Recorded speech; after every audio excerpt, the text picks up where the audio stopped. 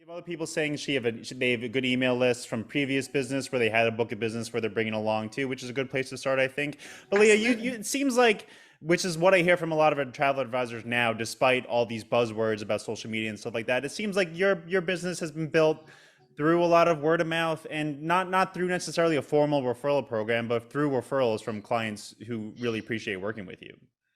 Yeah, I would say a lot of my business develops and comes from my own clients already. So a client that I have shares the word with their family and so forth. And I can give some specific examples. I saw somebody ask, like, how do I nurture those relationships? How does Yeah. mouth happen and so forth? Um, a couple examples I have is that someone in the industry had recommended, their mother, and their mother and father were traveling with three other couples. And all of a sudden, I've got four couples traveling on an Oceania cruise.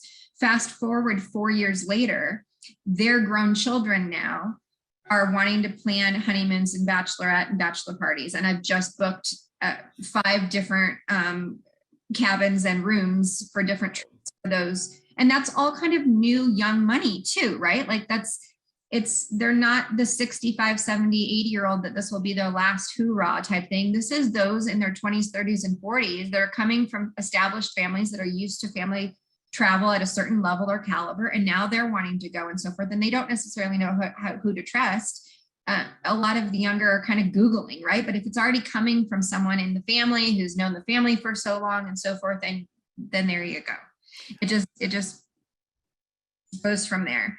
I have I other mean, examples sorry, too Leah, of are there any ways that you've seen to encourage that word of mouth though? Because we have so many people agreeing with you in the chat that word of mouth is the best way. But I mean, yeah. do you have to be not aggressive, but do you have to be um, you have to be doing this on purpose to make sure that word of mouth is spreading, or is it just something that seems to happen organically?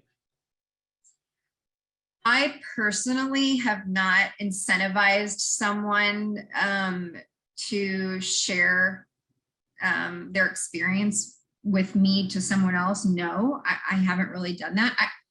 I think you have to, deep down, and at least just how I operate, I treat everyone the way that I would want to be treated myself. So I'm not trying to like fish for compliments, or I'm not trying to fish for the new business or whatever.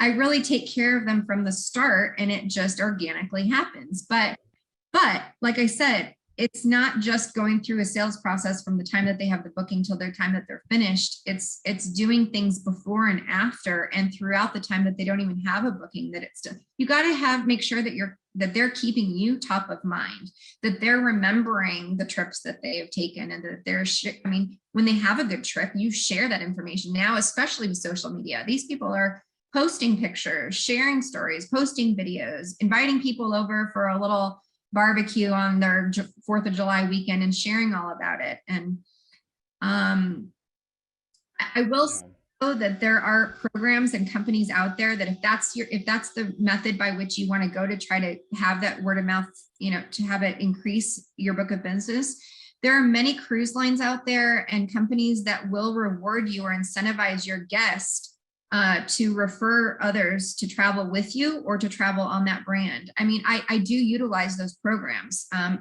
Regent Seven Seas has an ambassador program.